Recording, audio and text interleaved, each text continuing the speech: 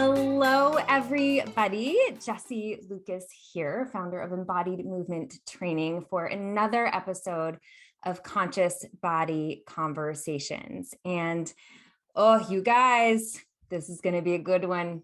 I just know it. So today I have my friend Nyle on the line, who, if we look at our paths in the embodiment space, and we were just saying before recording, there are so many. First of all, we just share a love of bodies and all things body connections and fascia.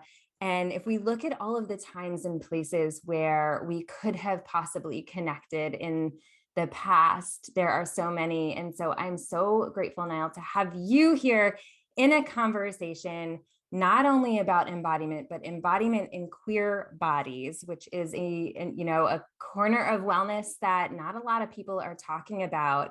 And when I thought of this series of some of the macro topics that really need more airtime and who would be the best possible people to talk about it, you, my dear, were top of my mind and my heart. So for those of you guys who don't know Nyle runs the Embodiment Project, and Nyle has a background in occupational therapy and myofascial release, and I will let Nyle tell you more about that. So before I blab on any further, Nyle, tell us a little bit more about yourself, who you are, what you bring to the field of embodiment, and then if you would please open up this conversation on embodiment and queer bodies. Sure. Yeah. Thank you. That's a lot of leeway you're giving me. You must really trust me. I do, my dear. I do. Cool. Can I mention how we know each other? Just because I think. Oh, yeah. I love stories. Go ahead. Serendipitous. Yeah. So Jessie went to high school with my ex-husband. And I was really attracted to you, Jessie, from just your Facebook message. I think we do share such similar interests. So I totally solicited you on Facebook and didn't even know that you went to high school with my ex-husband. It's just so funny. Yeah, all the different ways we could have ran into each other. And this is definitely the way I would have chosen to connect with you. So yes, and our geeky, cellular health and nutrigenomics and interest, and our, Washington, D.C., Maryland peeps and fascia and embodiment. I mean, the list could go on, and how, all of our things. But yes, I remember that day when you reached out to me in Facebook Messenger and said, "Can I tell you what we're doing in the fascia world here in DC?" And I'm like, that is speaking my language, absolutely. And who knew all of the different ways that would unfold over time. Yeah. So thank you for being a part of my life for so long and being on this embodiment journey with me. So a little bit about me. I am an occupational therapist by licensing. I'm kind of one of those lucky people who knew exactly what I wanted to do in high school, and bodies fascinate me. They make sense to me. People don't, but bodies do. And so when you strip it down to why does a person do what they do, when I work on them fascially, it all makes sense to me. So my background is as a fascial specialist. I'm trained in myofascial release, visceral manipulation, core synchronism, and the Gillespie approach, as well as some other types of body therapies. But those are typically my go-tos. And I treat in person in the DC area. I'm actually in my clinic now. I just wrapped up. So I treat in person 2 days a week, all hands on. The whole session is just, 55 minutes of just fascial therapy, specializing in kind of like chronic pain and pelvic floor. And then the rest of the week, I focus on online coursework, and I do some one-on-one telehealth sessions where we do a lot of embodiment work. I actually have a 3-month coaching program that I call the Highly Sensitive Person's Guide to Embodiment, where we do It's a lot of repatterning. So not just repatterning postures, but also repatterning the brain. And highly sensitive people, we really struggle with staying in our window of tolerance, right? We're knocked out of our window of tolerance very easily. So we talk a lot about like ways to come back to our, divine line is what I call it, but it's the center of you. It has a lot of different terms, hara or pranic tube. It's that very centermost center point.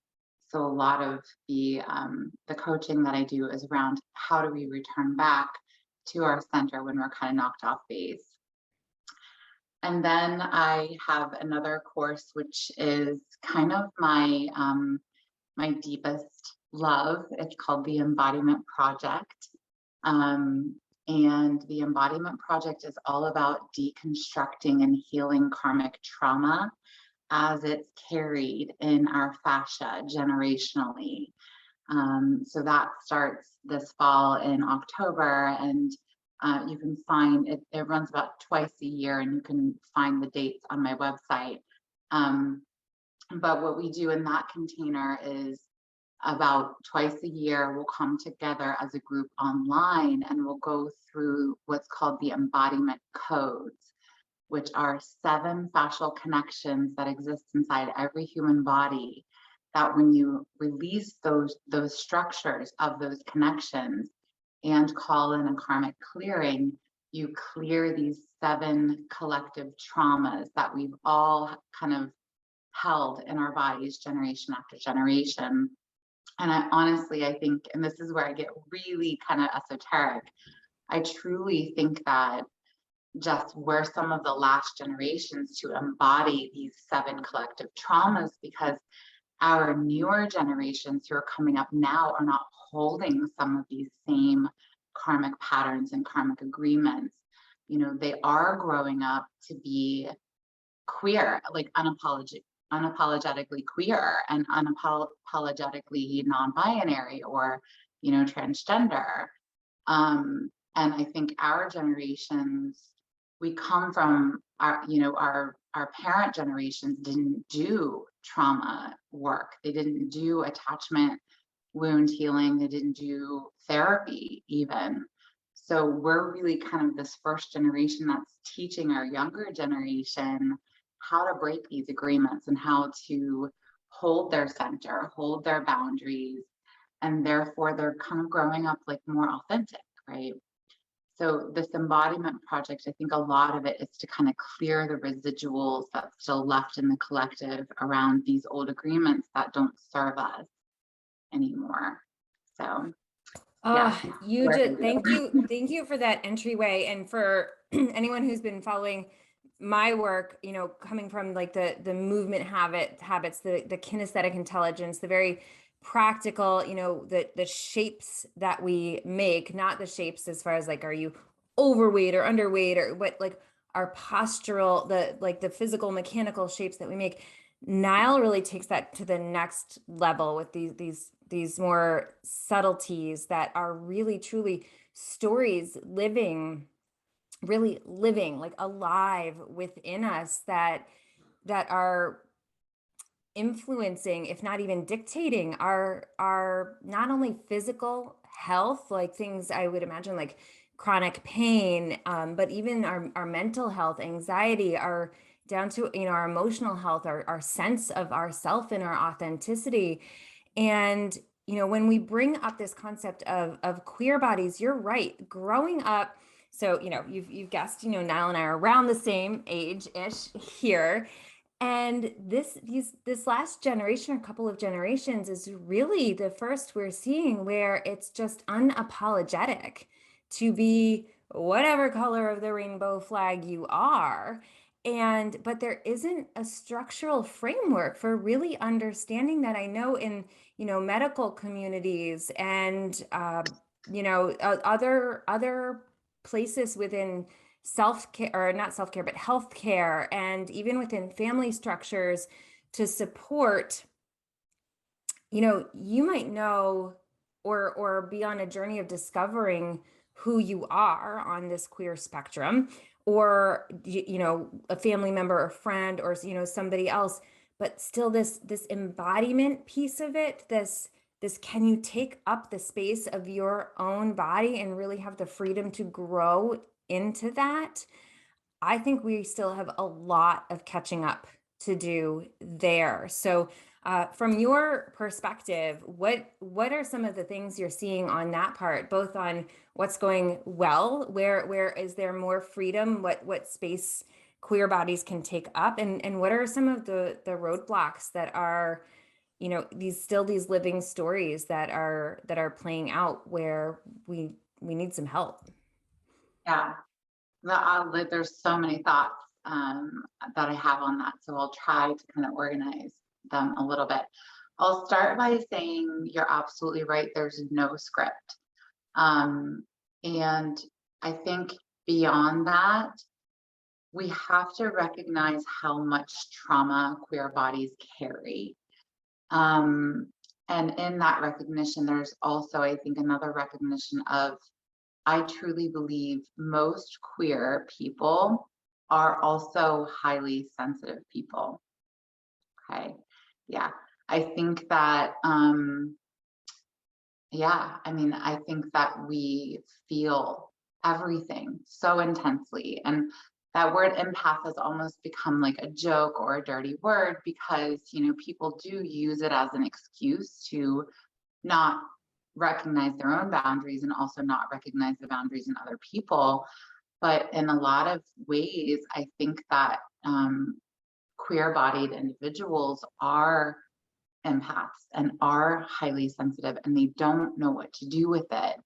And so what often ends up happening, at least what I see in my courses and even on the table here, is a lot of people who are gender fluid or some variation of queer. And when I say queer, I mean gay, lesbian, bisexual, but also asexual. So they're still kind of figuring out like who they're sexually attracted to, and if they're even sexually attracted to anybody, if that's even a switch that gets turned on in them. And because there's no script for this, combined with the fact that they feel in their bodies that something is out of alignment, because you can feel that. You can feel in your body when something is a yes and something is a no. So when you feel something is a no and society is telling you, no, this is a yes, it's a yes because it's a yes for me, so it should be a yes for you. Look at, social media, look at television, look at news. All of it says that there's this hetero script that we are to follow. And so when you're getting that thrown at you and in your body you feel it's a no, what happens is you begin to disassociate parts of yourself. Okay, you become disembodied. And at that point, then you're subject to pain. You're subject to putting yourself in situations that are not safe for you, that at the very least are stepping on your boundaries. And then you disassociate more because that life is not a good quality of life. So at that point, those are typically the points when I start getting a referral, right? When someone is in pain, that's when I get to see them. And what I find with queer bodies is they respond really beautifully to just doing embodiment practices first before they don't even need the hands-on work right away. They need permission to come back home, to come back inside and to settle back in. And then once there's kind of that, the discomfort starts to fade away a little bit, then you can start to have those dialogues around, gender discovery and discovery of sexuality.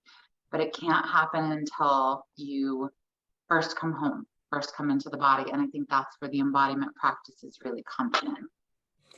One of the things you just touched on there, that dissociation piece, that disembodiment piece, I know, there are a lot of things that can throw any body off. But I think specifically when we are talking about queer bodies, it's just something as simple as looking around and seeing, is there space for me here? Do I have something to model off of? Do I have a framework that I feel a yes in? That very simple, in some of the embodiment work that I've done, and I'm going to ask you for some of your, when you say like, oh, sometimes you just need to do the embodiment practices first, and that that decreases some of that pain and creates some of that ease. So I'm going to ask you about that in just a second. But I think, coming down to questioning anything in this spectrum, your own identity, your sexual preferences, if you even have them, or where they are, and then trying to fit it into an either or situation. And that either or situation can even be, oh, Yeah. or alarming or dissociating all by Mhm. itself, because you're like, Mhm. okay, well, if it's not this, then it must be that. And even, you know you're trying to go into something else, and that's not even it. So to open up an even broader space to really be able to just like, I'm picturing like a nestling in, a settling in, like, ooh, this is me, this is my space here. One of the things I've come to really kind of sink into myself is creating that inner questioning of opening up into my own intuition. And I think when you talk about a lot of queer bodies being empaths or highly sensitive, I mean, that's a whole nother, Yeah. set of topics to really uncover. I think that, a lot of people don't know, maybe they're highly sensitive or empathic, because that's another place we run into blocks. But learning how to have some self trust, some body trust, to ask yourself, like, is this for me? Is this a place where I can lean in? Is this safe? And just kind of have that tuning in and getting even the capacity to get that yes or that no when you're finding a way into your body in an environment that doesn't really exemplify a body like yours, or an embodiment experience like yours. So all of that to say, what are some of the best practices you've seen as far as embodiment practices, really specifically for someone who's struggling to fit their highly sensitive, maybe empathic, maybe somewhere in the queer spectrum self, into a healthy, empowered body? What are some of those embodiment practices? Yeah. That's a beautiful question. And I'm going to give two very simple answers that I think all clinicians need to embrace. It's not even a question. The two things that every clinician who treats bodies can do to create a more inclusive space for queer bodies. The first one is ask pronouns. That's the first one. You can see, I don't know if it'll show up on the recording, but on Zoom, I have next to my name here my pronouns. If everyone could normalize that, it would really help with the recognition that there is not a binary in gender. And you had said the either or. That is a queer person's biggest enemy, is the either or, the binary, right? Check one of two boxes, M or F, right? That automatically sets queer bodies up for failure, because even if you do identify as cisgendered meaning you identify with the sex that you were assigned at birth, even if you do identify as male or female cisgendered, if you are queer, you do not fit into a box. You don't, right? That's the definition of queer. If you're taking it back to its roots, that's the definition of queer. So the best thing you can do is not make assumptions, and let's start with pronouns. Okay. So normalize using your pronouns next to your name, and normalize sharing your pronouns with your introduction. Hi, my name is Nyle. My pronouns are they, them. What is your name and what are your pronouns? And also be okay with them stuttering through that, because it's still we're not quite there yet where that feels natural for people. So they may be a little taken aback that you're even asking. But what you're doing is you're introducing something to them that needs to be on their radar. The second thing is create space for different types of language for body parts. I'm a clinician, and as a clinician, an occupational therapist, I have a lot of training in anatomy and physiology, thankfully. So I'm able to use that terminology when I talk about somebody's body, instead of saying, you know, um, women's health, I'll say pelvic health. So that's an example of trying to use more gender affirming. I'm not even going to say gender neutral, because that's, I think, another mistake that people make is they assume that somebody who's non-binary is neutral, and they're not. They're not male or female, but they are something. Their gender is something, and it does matter. So gender affirming terminology, where you're not making assumptions. Instead of saying breast tissue, you can say chest tissue, right? So I really invite clinicians to start to try to use terminology that is more encompassing, and that doesn't assume that somebody identifies with certain body parts that would be considered male or female. Okay. That one's a little bit more tricky, and I'm happy to have a deeper conversation about that. But in the end, that's your work to do, right? Because when you're signing up to work with bodies, you're signing up to work with all bodies, unless you are being very specific that you're interested in working with male bodies or female bodies. Which actually brings me to another point that I'd like to make. Please, please do not say that you work with all genders.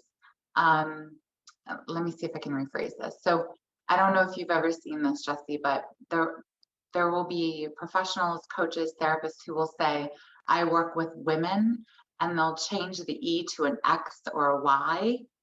And they'll say, well, I work with all women, including transgender women, non-binary women, and cisgendered women. And when you do that, you're actually excluding non-binary people, because they don't identify as women at all. That's the whole point, is we're moving away from the script of what a woman is. And even using male or female, we're moving away from that script. That script has been incredibly harmful to queer bodies. It's caused the disassociation. It's caused eating disorders. It's caused body dysmorphia. It's caused cutting and things that look like physical harm to our bodies, because we're told we're supposed to be this, and we're not. We never were. And until we're able to move away from assigning a sex at birth, we need to, at the very least, stop the assumptions that if someone looks like a woman, they're a woman. If someone looks like a man, they're a man, and allow for that gender exploration. And please stop using women with the X or the Y, because we still know what you mean.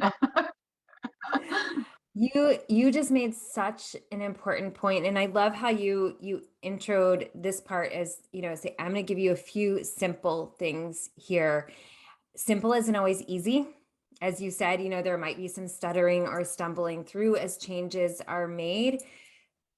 The point that you made, though, is that language, and I don't think this has really been talked about on any of these videos in this series, how language affects embodiment. And one of the ways my work is going is in training the wellness professionals around embodiment. So not just helping people in their own embodiment journey, but training other wellness professionals on embodiment. And you make such a huge point of something that can just take one afternoon and change all of your paperwork. Go through the things that you say to a new client or patient, or whoever you are working with. Ask yourself, what is the script that comes out of your mouth? What are the words that your people who interact with you see on your website, on your social media, on your, it's one thing if you know the person who you are talking to directly and you have confirmed with them, their identify, and then use them as such. I'm a she, her. So if you say that to me, I am cool with that. But it is not cool to just use that across the board with anybody if you don't know that. And that languaging, when you see that on school forms, when you go to enroll your kids and it says mother, name, father, name, and those are your only two choices, your reaction, speak from experience, you look at that and you're like, oh, there's no place for my family here. I don't fit into even your enrolling form. And so in especially you go into the healthcare space where if somebody is seeking care for their well-being in some way, whether it is their physical pain, their emotional health, their mental health, and even in your welcome, even in your introduction, the words don't fit, that creates a lack of safety right there, and you're automatically on that disassociation and disembodiment path. So I am so glad that you brought that up, because I do think it is one of the most simple and one of the most powerful ways to start creating spaces where queer bodies can just turn off the alarm, that can feel, okay, this is a safe space for me. And the shakedown of that, in your nervous system and in the subconscious patterns that are created and reinforced. I mean, I don't think it would take very long to start really changing that thing that gets passed down generation to generation, if we can start there, even just with our languaging, because everything we speak out of our mouths becomes the things that we do, that our daily habits, our actions, the way we treat ourselves, the way we treat each other. And that's a mic drop moment right there. Now, thank you so much for that. Let's round this up. Let's bring this home. What are your top words of wisdom, or something, you just gave us some practical things we can do, but what's something you don't want to close this out without leaving us with today? And share that with us. And then please share, I know you have such wonderful resources. Where can people find you? And of course, I will share your links with the show. Yeah. So my words of wisdom are normalize embodiment practices. Find an opportunity to come into your body every single day. And that could take as little as 5 to 7 minutes. But in doing that, what you're doing is you're giving your energy body permission to come home into your physical body. You're feeling what it feels like to feel whole, healed, and complete. So at the very least, work with a practitioner who does embodiment practices. And beyond that, the rest will come, because what we're talking about here is not just teaching queer bodies what it feels like to feel settled in their body, but beyond that, I say this all the time, the point of embodiment is to teach us what our boundaries feel like. Okay. And so once you're home, then you start to become firm in your boundaries. And then you're going to have queer bodies, queer bodied people, not only carving out their own path for themselves, but realizing they don't need to fit, because they will make you fit to their space. Okay. And that's really what I'm about. At its purest, yes, I want to help queer bodied individuals be comfortable in their body. But what you're going to find is it's going to empower people to have a louder voice. And that the cascade effect of that is, that's what I want for my children. Right. Yes. Please let us create more beautiful, open, safe spaces for our children. Absolutely. By doing the work now. Nyle, thank you so much for being such a bright, shining light, and for doing the hard work, and for taking the stories that you have lived through, and going layer by layer, and walking your talk. I so appreciate it. I'm so grateful that out of the many ways that life has thrown us into connection, that here we are having this conversation. I am sure this will not be the last time you see Nyle and I working together. Where can we find you online, Nyle? Yeah, it's pretty simple. So my website is blueniletherapy.com, and it's spelled Nyle, like my name. Okay. I have lots of fun free resources on there. And then you can also go to the events page to kind of keep up with the offerings that I have. And I'm a big fan of creating health equity. So sometimes I'll offer free events or donation-based events, and the proceeds go towards funding scholarships for people in LGBTQIA and BIPOC communities who can't typically afford these more private practice type therapies. So you're getting something and you're also giving back when you do some of those events. I love that you are creating the framework that healthcare is too late getting to, but now is the time. No time like now. So Nyle, thank you so much for your heart and for your wisdom, and everybody, thank you so much for listening in. You know now where to find Nyle. You can find me at embodiedmovementtraining.com, and we will see you on the next episode. Bye, everyone.